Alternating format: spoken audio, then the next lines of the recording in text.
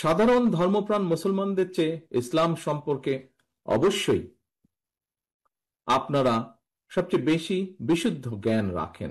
খতিব জাতীয় সম্মেলনের সম্মানিত সভাপতি মুফতি মহিবুল্লাহিল বাকি, অনুষ্ঠানে উপস্থিত দেশ বরেণ্য সম্মানিত ইসলামিক স্কলার্স, ওলেমা মাশায়েখবৃন্দ, বিভিন্ন রাজনৈতিক দলের নেতৃবৃন্দ এবং ইমাম খতিব মুয়াজ্জিন সাহেবগণ, আসসালামু আলাইকুম।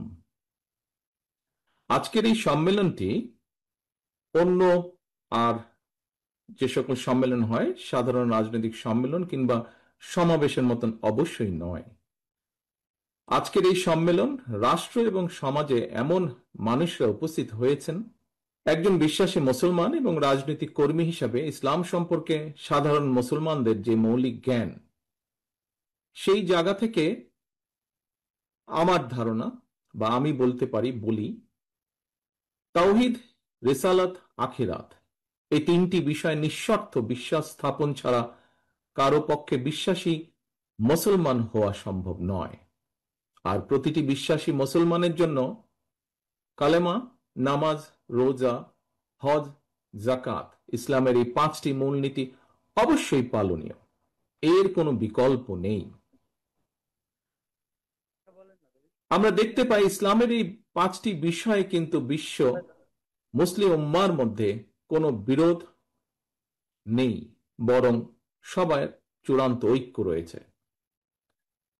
তবে ব্যক্তি এবং সমাজ জীবনে এইসব বিধি বিধান, বাস্তব প্রক্রিয়া পদ্ধতি নিয়ে কিংবা হীন দলীয় স্বার্থে ইসলামের রাজনৈতিক ব্যবহার নিয়ে ইসলামিক স্কলারদের মধ্যে মাঝে মাঝে আমরা মতবিরোধ এবং ভিন্ন মত দৃশ্যমান দেখি।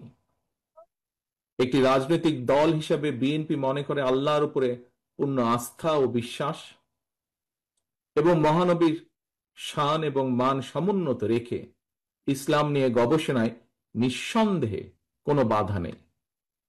তবে ধর্মীয় ইস্যু নিয়ে বিরোধ কিংবা ভিন্ন মত অথবা হীন দলীয় রাজনৈতিক স্বার্থে ধর্মীয় বিধানের উদ্দেশ্যমূলক ব্যাখ্যা কখনো কখনো সমাজে অস্থিরতা সৃষ্টির কারণ হয়ে ওঠে।